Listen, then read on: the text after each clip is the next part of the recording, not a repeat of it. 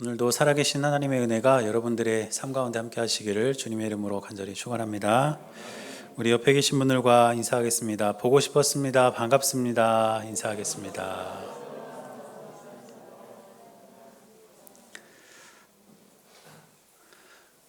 날씨가 점점 쌀쌀해지죠. 네, 아침 저녁으로 많이 추운데 여러분들 아무쪼록 건강 유의하시고 감기 걸리시지 않도록 여러분 건강 꼭 챙기시기를 바랍니다. 여러분 혹시 종교개혁 이런 말 들어보셨나요? 네, 아마 들어보셨을 거예요. 그런데 이 종교개혁이 뭐냐면 16세기부터 17세기에 걸쳐서 유럽에서 카톨릭 교회의 쇄신을 요구하면서 일어났던 신앙개혁 운동입니다. 이 카톨릭 교회를 우리나라에서는 이제 천주교라고 불러요. 그래서 천주교 성당이 바로 저 카톨릭 교회입니다. 그런데 이 종교개혁 운동은 어느 특정한 나라에서 또 특정한 한두 명의 사람에 의해서 시작된 것이 아니라 아주 오랜 기간 동안 다양한 나라에서 또 다양한 계층의 사람들을 통해서 그리고 다양한 방법으로 계속적으로 일어났던 운동이 바로 종교개혁 운동이었습니다.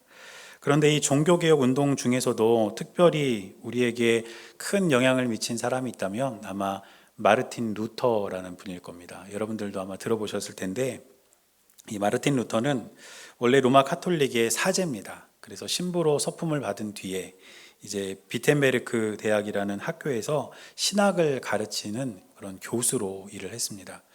그런데 그렇게 교수로 일을 하다 보니까 자기가 속해 있는 이 카톨릭 교회, 그러니까 교회 안의 모습들이 너무너무 부패하고 또 너무너무 부정적인 그런 모습들이 많이 보이는 거예요. 그래서 결국에는 1517년 10월 31일에 비텐베르크 교회의 정문에 95개조에 달하는 반박문을 붙입니다. 지금 카톨릭 교회가 잘못하고 있는 그 항목들을 조목조목 따져서 95가지 항목을 만들어서 그것을 교회 정문에 붙이면서 교회가 이대로 가서는 안 되겠다. 우리의 신앙이 다시 한번 개혁되어야 하고 우리 교회가 다시 한번 변화되어야 되겠다. 이런 어떤 선언을 하게 됩니다. 그래서 이 루터의 95개조 반박문이 붙음으로써 이 종교개혁은 아주 커다란 불씨가 되었고 앞으로 시간이 이렇게 지나가면서 결국에는 지금 우리가 믿는 개신교가 또 다른 교파로 이렇게 탄생이 되게 된 것입니다. 우리는 흔히 기독교라고 부르는데 이 기독교라고 부르는 우리 교파를 개신교라고 합니다. 그리고 그 외에 성당, 그쪽은 이제 천주교죠. 그래서 이렇게 나눠지게 됐는데 이 루터가 95개조 반박문을 붙인 10월 31일을 기념하면서 매년 10월 마지막 주일을 우리가 종교개혁주일로 그렇게 예배를 드리면서 500년 전에 루터가 일으켰던 종교개혁의 의미를 되새겨보고 이 시대의 교회가 다시 한번 변화되는 그런 기회를 우리가 삼고 있습니다. 그렇다면 루터는 왜 이 95개조에 달하는 반박문을 붙이면서 그 당시 카톨릭 교회라는 아주 거대한 그런 집단에 혈혈단신으로 도전장을 냈을까요? 여러 가지 이유가 있지만 가장 큰 이유는 무엇이냐면 로마 카톨릭 교회가 당시에 사람들에게 면죄부라는 것을 판매했기 때문입니다. 지금 여러분들이 보시는 저것이 당시에 로마 카톨릭 교회에서 사람들에게 판매했던 면죄부입니다. 면죄부가 뭐냐면 말 그대로 죄를 면해주는 증서예요. 우리가 기독교 신앙과 기독교 교리에 의하면 우리가 예수님을 믿고 구원받으면 우리가 나중에 어디를 가게 됩니까? 천국에 가죠. 그런데 우리가 예수님을 믿지 않고 구원받지 못한 사람은 어디로 가죠? 지옥이에요. 이게 성경에 나와 있는 진리이고 우리가 믿고 따르는 신앙의 핵심입니다. 그런데 천주교에서 로마 카톨릭 교회에서 이상한 교리 하나를 만들었어요. 뭘 만들었냐면 연옥이라는 개념을 만들었습니다. 그래서 그 연옥이라는 개념을 만들어 놓고 어떻게 주장을 했냐면 사람들이 죽으면 천국과 지옥으로 이렇게 가는 것이 아니다. 사실은 연옥이라는 곳에 머물게 되는데 예수님을 믿은 사람은 연옥으로 갔다가 바로 천국에 가지만 예수님을 믿지 않는 사람들은 연옥에 갔다가 지옥으로 가게 된다. 이렇게 말합니다. 그러면서 그 연옥에 있을 때 이 면죄부를 사는 사람은 비록 그가 지옥으로 가게 될 그런 사람일지라도 면죄부만 있으면 천국으로 가게 된다는 거예요. 이 말이 지금 우리들에게는 설득력이 없고 얼토당토하는 말처럼 들리지만 그 당시 사람들에게는 굉장히 중요한 그런 일이었습니다. 왜냐하면 그 당시 중세시대에 자기가 카톨릭 교회에 몸담고 있다는 것은 많은 사람들에게 있어서 거부할 수 없는 운명과도 같은 일이었어요. 그런데 그 당시 사람들의 마음속에 어떤 두려움이 있었냐면 내가 진짜 천국 가는 거 맞나? 내가 교회를 다니고 있지만, 내가 신앙생활을 하고 있지만, 내가 죄를 짓고 때로는 잘못도 하는데 내가 진짜 천국에 가는 건 맞나? 이런 의구심이 항상 마음에 있었다는 것이죠.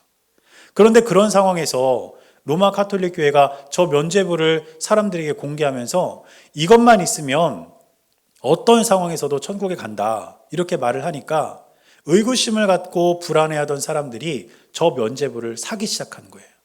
심지어는 먼저 세상을 떠난 가족들 중에서도 예수님을 믿지 않고 죽은 사람이 있다면 그 사람을 위해 저 면죄부를 살 수도 있다 이렇게까지 이야기를 하기 시작합니다. 그러면서 저 면죄부를 팔기 시작했는데 그런 사람들의 불안하고 두려운 마음들을 이제 이용을 해서 저 면죄부를 판매합니다. 그리고 사람들은 집도 팔고 땅도 팔고 모을 수 있는 돈을 다 모아가지고 어떻게든 저 면죄부를 살려고 했던 것이죠. 그래서 저 면죄부를 팔아가지고 어마어마하게 많은 재정을 마련하게 돼요.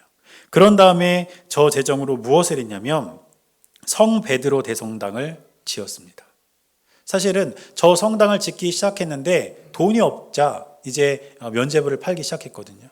그러면서 저렇게 어마어마하게 큰 건물을 지으면서 교회의 권력, 어떤 성직자들의 힘 이런 것들을 과시하기 시작한 거예요. 여러분 사진으로만 저렇게 보시니까 저 건물의 크기가 가늠이 잘 안 되시죠?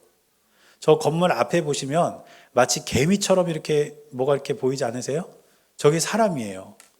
그러니까 저게 사람이니까 저 건물이 얼마나 크겠습니까? 그런데 저 건물 자체는요, 사진 한 장에 담을 수 없을 정도로 어마어마하게 크고 장엄한 그런 건물입니다. 또 안에 들어가 보면 그 안에 있는 것들은 더 놀라운 것들이 많이 있어요.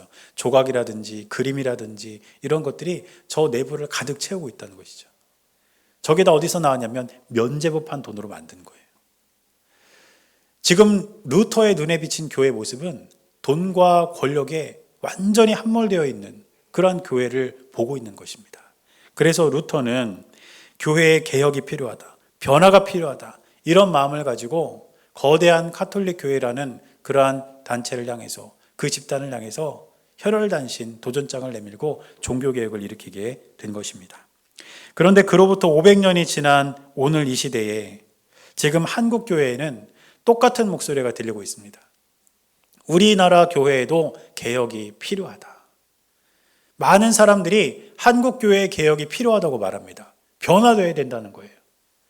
500년 전 카톨릭 교회처럼 지금 우리나라 교회들도 돈과 권력 때문에 교회 안에서 끊임없이 잡음이 일어나고 하나님이 슬퍼하시는 일들이 비일비재하게 일어나고 있다는 것이죠. 그러니까 교회에도 개혁이 필요하다는 것이다. 이렇게 사람들이 주장을 한다는 것입니다. 그런데 그렇게 개혁을 부르짖는 사람들의 손가락이 향하는 곳은 어디냐면 다른 사람들이에요. 저 교회가 문제다. 저 교회 변해야 된다.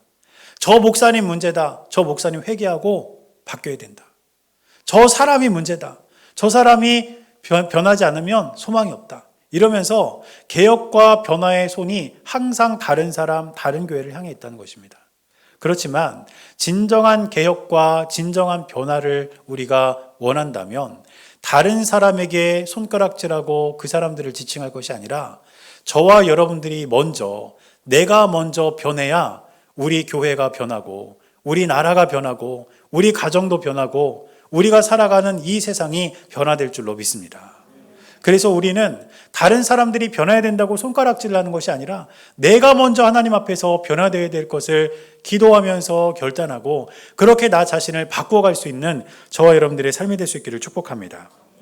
그래서 오늘 말씀을 준비하면서 어떤 본문으로 하나님 말씀을 전해드릴까 기도하는데 하나님께서는 이 삭개오에 대한 본문을 제 마음속에 떠올려 주셨어요.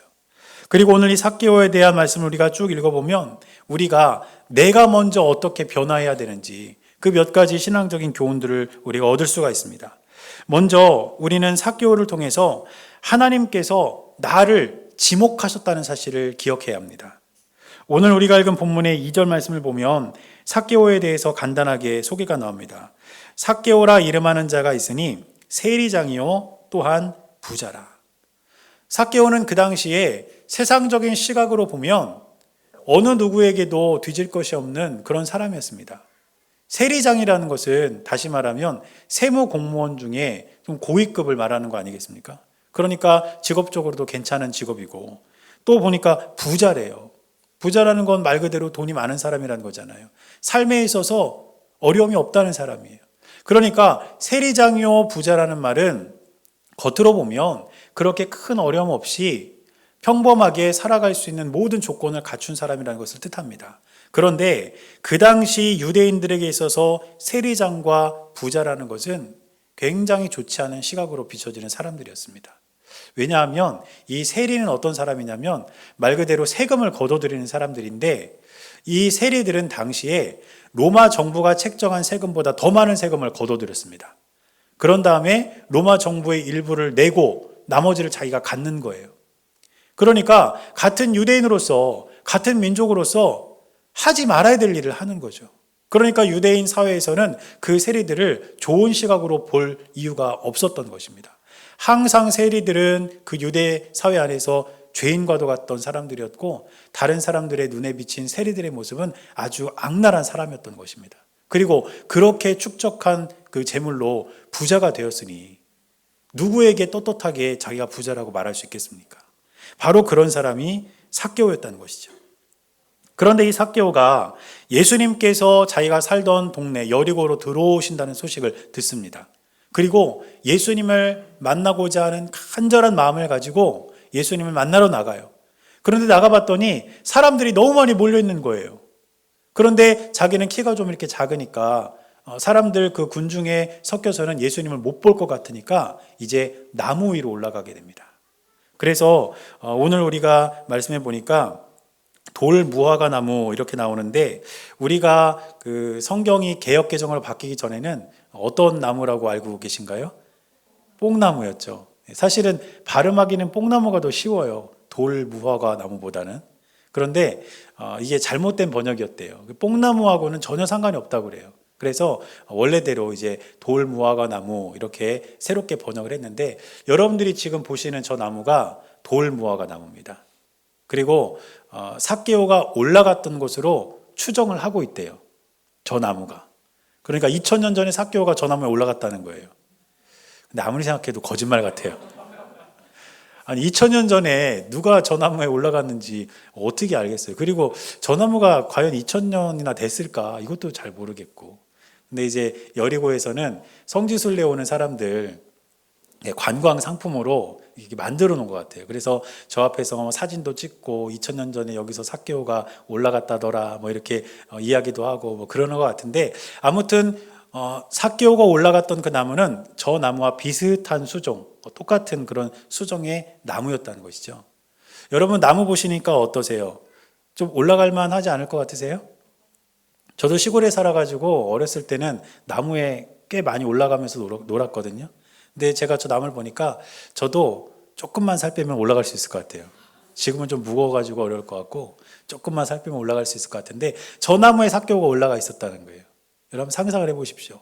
그런데 제가 설교를 이렇게 준비하다가 여러 가지 자료를 이렇게 찾던 중에 재미있는 사실 하나를 발견했어요. 그게 뭐냐면 저 당시 저 지역에는 많은 사람들이 저 돌 무화과 나무 위에 올라가 있었다는 거예요. 그럼 뭐하러 올라갔냐? 우리나라에도 배가 있고 돌배가 있죠. 배가 맛있나요? 돌배가 맛있나요? 배가 맛있죠. 돌배는 좀 이렇게 야생 비슷한 것이고 좀 맛이 없잖아요. 그래서 저 무화과 나무도 돌 무화과 나무에서 열리는 그 무화과는 맛이 별로 없대요. 그래가지고 사람들이 뭘 하냐면 열매가 맺힐 때쯤 해가지고 그 열매에다가 흠집을 낸다고 합니다. 바늘 같은 걸로 날카로운 것으로 살짝 이렇게 흠집을 내놓으면 맛이 조금 달아진대요. 그래서 저 시기가 되면 막 열매가 맺히기 시작하는 저 때가 되면 사람들이 무화과 나무 위로 이렇게 올라가가지고 그 열매를 하나씩 이렇게 흠집을 내는 거예요. 콕콕 찔러가지고. 그러니까 그 당시에는 아마 삭개오만 올라간 것이 아니라 다른 사람들도 저 나무 위에 있었을 거라는 거죠. 그런데 예수님께서는 그렇게 많은 사람들이 있는 중에 삭개오를 직접 지목해서 부르셨습니다. 오늘 본문의 5절을 보니까 예수님께서 이렇게 말씀하십니다. 예수께서 그곳에 이르사 쳐다보시고 이르시되 삭개오야 속히 내려오라. 내가 오늘 내 집에 유하여야 하겠다 하시니. 지금 나무 위에는 삭개오도 있고 철수도 있고 영희도 있고 뭐 다 있을 텐데 그중에 특별히 삭개오를 지목하셔서 그 이름을 부르셨다는 겁니다. 만약에 삭개오 혼자만 있었다면 어느 정도 납득이 되는 일일 거예요. 여러분, 만약에 여러분이 교회에 이렇게 오시는데 제가 저 앞에 있는 나무 위에 올라가 가지고 여러분들이 이렇게 오시나 안 오시나 이렇게 보고 있으면 여러분 저한테 뭐라고 하실 거예요? 내려오라고 하겠죠? 목사님 하면서 내려오라고 그러실 거 아니에요. 그러니까 한 사람만 올라가 있는 상황에서는 그 사람의 이름을 부르고 내려오라고 하는 것이 자연스러운 일인데 많은 사람이 있는 중에 누구 하나를 지목한다는 것은 특별한 일이라는 것입니다. 예수님께서는 삭개오를 그렇게 부르셨어요. 많은 사람 중에 삭개오를 지목해서 부르셨다는 것이죠. 사랑하는 여러분, 예수님께서 지금 저와 여러분들의 이름을 부르신다는 것은 저와 여러분들을 특별히 지목하신다는 거예요. 개혁과 변화를 위한 첫 출발을 위해 다른 사람들에게 탓을 하지 말고 다른 사람들에게 변화하라고 요청하지 말고 네가 먼저 변해야 된다. 이 마음으로 예수님께서 저와 여러분들의 이름을 부르고 계신다는 사실을 우리는 반드시 기억해야 될 줄로 믿습니다. 그런데 그런 예수님의 부르심 앞에서 삭개오가 어떻게 반응을 하냐면 8절 말씀 앞부분을 보니까 이렇게 말합니다. 삭개오가 서서 주께 여짜오되 주여 보시옵소서. 이 말은 뭐냐면 주님 나를 보십시오 이 뜻입니다. 내가 변할 준비가 되어 있습니다. 나를 보십시오 이 뜻이에요. 지금 삭개오 입장에서도 어떻게 보면 좀 억울할 수도 있어요. 왜냐하면 세금을 징수하는 시스템이 그렇게 되어버린 걸 어떻게 해요? 나 혼자 정직하게 한다고 하면 오히려 그 사회에서 매장당할 거 아니에요. 그러니까 어쩌면 삭개오는 어쩔 수 없이 그렇게 자기도 살아가고 있었는지도 몰라요. 그러면 예수님 저 세금의 시스템이 변해야 됩니다. 내 잘못이 아닙니다. 저거 변해야 돼요. 저거 개혁돼야 돼요. 이렇게 말할 수도 있었을 거예요. 또 그 당시에 세리장인 삭개오를 비난하는 유대인들 얼마나 많았습니까? 그런 사람들을 향해서 삭개오가 예수님 저 사람들은 뭐 잘하는 거 있습니까? 나만 잘못하고 삽니까? 저 사람들도 변해야죠. 저 사람들 개혁돼야 됩니다. 이렇게 말할 수도 있었을 것이라는 겁니다. 그런데 삭개오는 주여 보시옵소서 이렇게 이야기하면서 그렇습니다 주님 나를 보십시오. 내가 변해야 된다고 저도 생각합니다. 내가 먼저 변해야 됩니다. 이렇게 예수님의 부르심 앞에서 반응했다는 것입니다. 사랑하는 여러분, 하나님께서 이 시대 교회의 개혁을 위해 우리가 살아가는 이 나라의 개혁과 변화를 위해 여러분들의 이름을 직접 부르시며 지목하신다면 여러분들이 삭개오와 같은 모습으로 예수님 앞에 나올 수 있기를 축복합니다. 그렇습니다 주님, 남 탓할 거 없이 내가 먼저 변하겠습니다. 내가 먼저 개혁되고 내가 먼저 바뀌겠습니다. 이렇게 주님 앞으로 나올 수 있는 저와 여러분들의 삶이 될 수 있기를 주님의 이름으로 간절히 축원합니다. 그러면서 삭개오는 두 가지를 이야기하는데 이 두 가지가 바로 우리가 실제로 개혁해야 할 삶의 모습입니다. 첫째로 삭개오는 뭐라고 이야기하냐면 이렇게 이야기합니다. 내 소유의 절반을 가난한 자들에게 주겠습니다. 이 말은 세상을 보는 시각을 우리가 넓혀야 된다는 뜻입니다. 지금까지 삭개오는 나만 위해서 살았어요. 나만 위해서 돈을 모으고 나만 위해서 부정을 저지르고 나만 위해서 재물을 쌓아두면서 살았던 사람이 삭개오였습니다. 그런데 그런 삭개오가 자신이 변화될 것을 결단하고 예수님 앞에 가장 먼저 고백했던 것은 무엇이냐면 내 소유의 절반을 가난한 자들에게 주겠습니다. 지금까지 내 시각은 나에게만 갇혀 있었고 나만 생각하면서 살았는데 내가 먼저 변화될 것을 내가 생각해 보니까 주님 내 시각이 좀 넓어져야 되겠습니다. 가난한 자들 향해서 내 소유를 넉넉하게 나누겠습니다. 이렇게 삭개오가 예수님께 고백했다는 것입니다. 여러분 우리가 진정한 개혁, 진정한 변화를 원한다면 내가 아니라 남에게 우리의 시선을 돌려야 될 줄로 믿습니다. 나만 위해서 살아가는 삶이 아니라 남을 위해서 살아가는 삶으로 우리의 시각이 넓어질 때에 비로소 개혁은 시작되고 변화는 시작된다는 것을 기억하시기를 바랍니다. 그래서 저는 우리 교회 안에서도 우리 성도님들 간에 나만 위해서 살아가는 삶이 아니라 남을 위해서 살아가는 삶의 모습이 있게 되기를 바랍니다. 그리고 감사한 것은 뭐냐면 정말 우리 기뻐하는 교회 안에는 그런 모습들이 너무너무 많이 보인다는 거예요. 제가 구체적으로 이렇게 말씀을 드리면 그 사람이 누군지 여러분들이 궁금해서 찾아볼까 봐 자세하게 얘기하기는 좀 그렇지만 진짜 그런 말들이 많이 들려요. 서로서로의 필요를 채워주고 도와주고 함께 더불어서 그렇게 살아가는 모습들이 제 귀에 정말 많이 들립니다. 그런데 제 귀에 들리는 게 많겠습니까? 안 들리는 게 많겠습니까? 안 들리는 게 훨씬 많겠죠. 우리가 살아간 이러한 삶의 모습이 하나님 보시기에 귀하고 복되다는 사실을 우리가 기억하면서 우리가 이렇게 다른 사람들의 필요를 채워주는 삶을 사는 저와 여러분들의 삶이 될 수 있기를 바랍니다. 그리고 그런 삶은 기도 응답이 되는 삶입니다. 얼마 전에 제가 이제 그 장거리 이렇게 갈 일이 있어가지고 운전을 하며 가다가 좀 졸음이 좀 와서 라디오를 켰어요. 라디오를 켰는데 이제 그 극동방송이었던 것 같아요. 거기서 이렇게 사연이 하나 이렇게 나오더라고요. 그런데 어떤 사연이 나오냐면 한 권사님이 집에서 돈가스를 이렇게 만들다가 교회 집사님 한 분이 생각났대요. 그래서 그 집사님이 생각이 나가지고 그 집사님한테 그 돈가스를 갖다 줬다고 그래요. 그래서 왜 그렇게 생각이 났냐면 그 이제 젊은 집사님인데 안타깝게도 이제 남편을 일찍 여의고 두 아들을 데리고 이제 이렇게 살아가시던 분이었던 것 같아요. 그래서 그분한테 이제 돈가스를 이렇게 갖다 주러 갔는데 그분이 돈가스를 받으면서 그렇게 울더래요, 그 집사님이. 그래서 아니 왜 우냐고, 이 돈가스가 뭐라고 우냐고, 그냥 애들 이렇게 구워주라고 이렇게 했더니 그 집사님이 뭐라고 하냐면 오늘 아침에 애들이 밥을 먹으면서 이제 식사 기도를 하는데 돈가스가 먹고 싶다고 식사 기도를 하더라는 거예요. 그래가지고 이분이 아유 그래 이제 저녁에 내가 퇴근하면 돈가스 먹으러 가야 되겠다 이런 생각을 가지고 있었는데 직장에서 이렇게 늦게 끝나는 바람에 아이들하고 이렇게 돈가스 먹으러 못 가고 이렇게 집에 온 거예요 그냥. 그랬는데 그 권사님이 돈가스를 가져온 거예요. 그러면서 그 권사님이 이제 사연 말미에 뭐라고 적었냐면 오늘 나의 보잘것없는 손길이 누군가의 기도 응답이 되었습니다. 내가 누군가의 기도 제목이 되는 인생이 아니라 누군가의 기도 응답이 되는 인생이 되게 해주시니 하나님 감사합니다. 이렇게 그 사연이 마무리가 되더라고요. 여러분 누군가의 기도 제목이 된다는 것, 물론 우리가 다른 사람들을 위해서 기도하는 것도 중요하죠. 그런데 조금 차원이 다른 것 같아요. 예를 들면 이런 거죠. 제가 너무너무 말썽을 많이 부리고 다녀요. 그래서 여러분들이 생각하기를 기뻐하는 교회 다닌다고 말하기가 부끄러운 거예요. 우리 목사님이 맨날 말썽 부리고 다니니까. 그러니까 여러분들이 할 수 있는 건 뭐밖에 없을까요? 기도밖에 없죠. 하나님 우리 목사님 정신 차리게 해주세요. 사고 안 치게 해주세요. 그거는 제 인생이 어떤 인생입니까? 기도 제목이 될 인생이에요.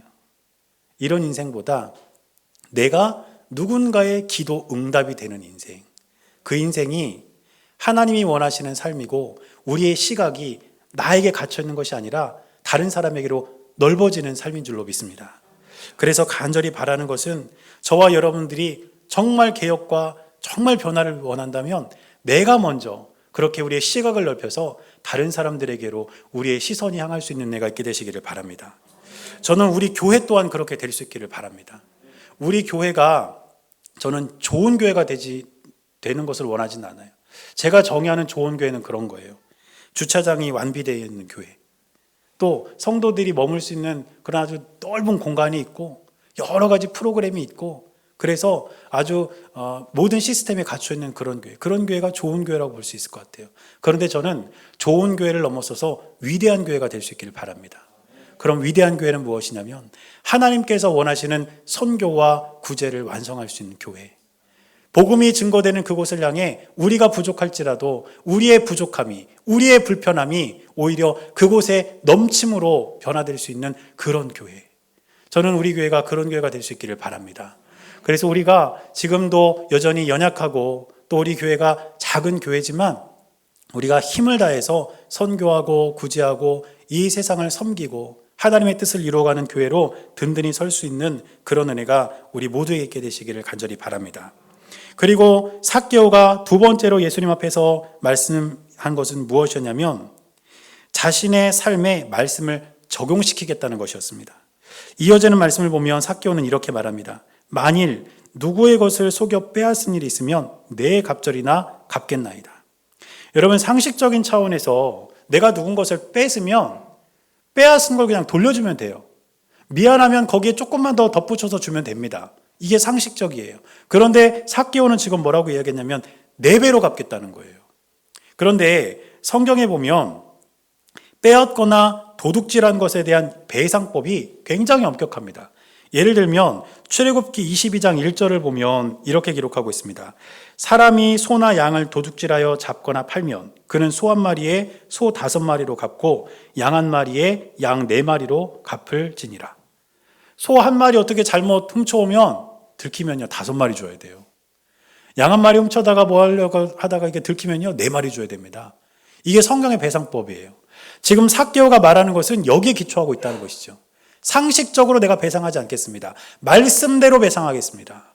이 말은 내 삶을 하나님의 말씀대로 살아내겠다는 결단입니다.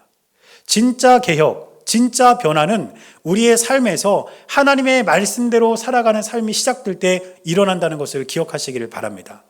다른 것으로 개혁과 변화가 일어나지 않아요.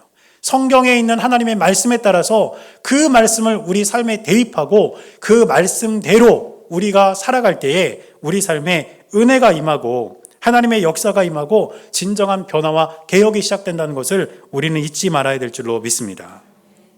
제가 어렸을 때 공부를 하다 보면 수학이나 과학이나 이런 걸 보면 공식이 있더라고요. 공식.